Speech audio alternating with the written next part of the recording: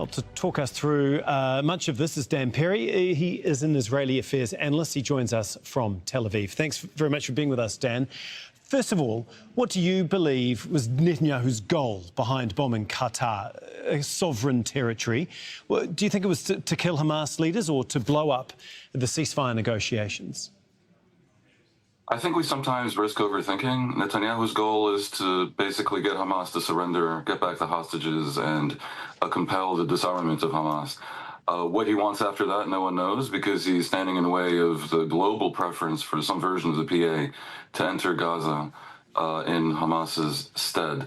So was he trying to blow up the talks? Maybe, but I think mainly he was trying to kill every Hamas leader he can possibly get his hands on. I tend to think the simple answer is the more likely one. But in going after Hamas at a sovereign territory like Qatar is, he's seen widespread condemnation from some of Israel's closest allies, including the United States. I mean, do you think Netanyahu has accurately calculated the possible consequences of this attack? I am very, very cynical about Netanyahu's motivations and actions. I think his primary goal is to maintain his coalition. And so there is a reason to believe that his actions are aimed at prolonging the war, even at the risk of sacrificing the hostages. Indeed, that is why his government, his war policy, and he personally are all quite unpopular at this point in Israel. However, the contradiction is that the actual goals, which are the elimination of Hamas as a factor, military and governing in Gaza, are also widely supported. And that is why there's great confusion in trying to figure out Israeli public opinion, because it is fundamentally dualistic. Much of the answer to your question lies in a mystery that I cannot resolve. Was this truly opposed by the U.S.? Because it is very hard to believe that Netanyahu would launch an attack involving the Air Force on, as you say, a sovereign territory, but not just any sovereign territory. We're talking about Qatar, that is a major player in the Middle East, one of the two steady mediators, a country that hosts the largest U.S. airbase in the region for thousands of miles around, and whose airspace is basically protected by the U.S. So the idea that Israel will just blunder into attacking that territory without U.S. acquiescence seems fantastical. But that's exactly what the United States has said, and that's what Qatar has accepted. Yes. Okay. So we are left having to figure out which is less improbable. That Netanyahu would be crazy enough to do this, risking Israel's relationship with its primary patron, without which he cannot continue the war more than a few weeks, or that Trump is lying. Now, each viewer can do his or her calculation. I have my calculation. I strongly suspect that if the attack had been successful and had wiped out the entire leadership of Hamas abroad, Trump would be owning it. Right. And he'd even be hinting that Qatar was involved and daring Qatar to prove him wrong. I also suspect what happened is the U.S. did know about it, tipped off the Qataris, who tipped off the Hamas.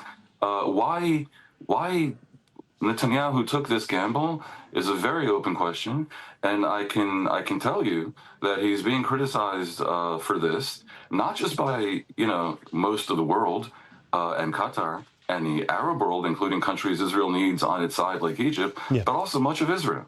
If you read the Israeli press, I mean, that's a very steady refrain in a weekend press, why this was done and whether the risk assessment was accurate. Okay, given that, I mean, how far does Netanyahu, leaning on Trump's ultimate support, actually protect Israel, do you think, from the consequences of breaching, as we've said, the international law of sovereign lands? I don't think Trump cares about international law at all, but he does care about his relationship with Qatar, and he certainly should care about looking so inept that he can't prevent two of the U.S.'s major allies, Qatar and Israel, from squabbling. Everyone looks bad here.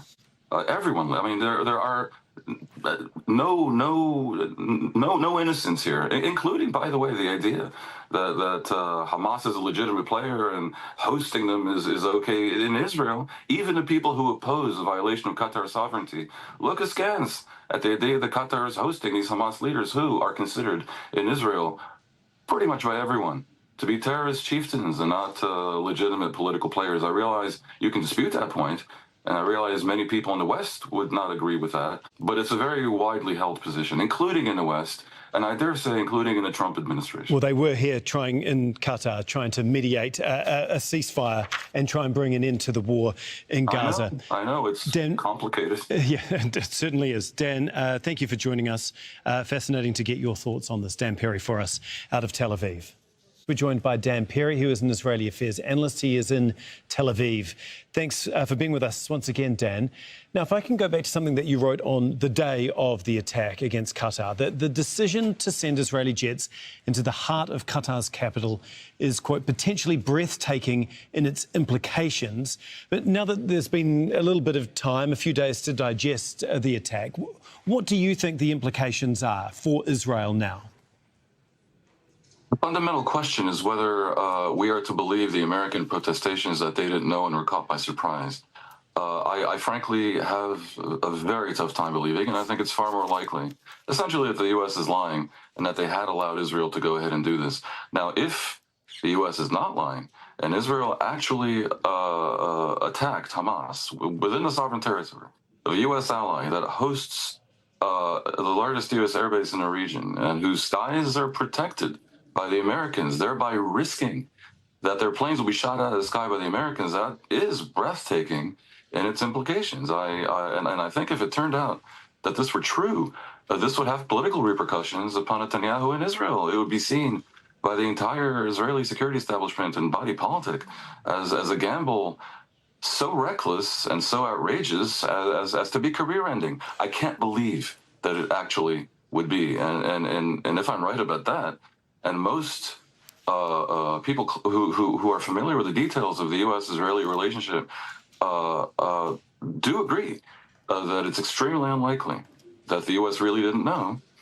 Well, then there will be then the question is what other repercussions there could be, and I suspect that one avenue that's going to be explored at this summit will be for the UAE to suspend its peace treaty with Israel, or to shut down, at least temporarily, its embassy, and to take other steps to project to the Israeli government that such action is inadmissible. There are obviously many levers that the Gulf countries can pull when it comes to sanctions and trade and other diplomatic ways to put pressure on Israel. And I guess that's all going to be discussed over Sunday and Monday when the leaders meet here in Qatar.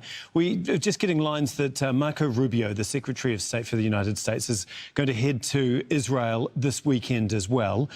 I mean, is Netanyahu worried at all about what message he could be coming with?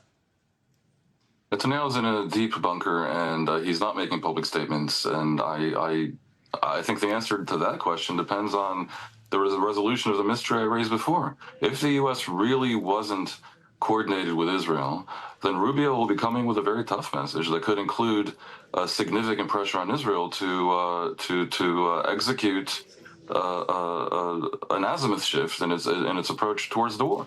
But if I'm right, in fact, they were coordinated, at least to a degree, and simply the mission was unsuccessful, now the Americans are denying it, then it'll be about something else. It'll be about figuring out how to accelerate the end game.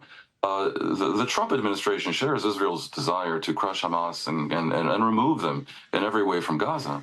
But they are not aligned with what appears to be Netanyahu's at least willingness, if not desire, for the operation to be prolonged, because that preserves his coalition.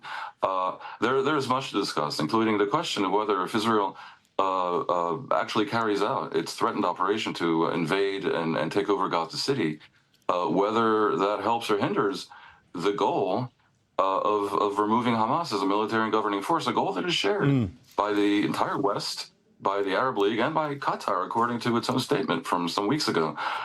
It's not clear. There are some indications that Hamas may be close to breaking. That's true. But there is also the general situation that I believe applies, that Hamas is not so easily deterred. In fact, they want Israel to sink into a swamp in Gaza City and do itself further damage, which would happen, and are basically indifferent to the cost in Palestinian lives, which doubtless will be tremendous. I said in an earlier show that I'm very cynical about Netanyahu, but I fear I'm completely cynical about Hamas. Dan, thank you very much for your thoughts. Dan Perry for us there in Tel Aviv. Thank you.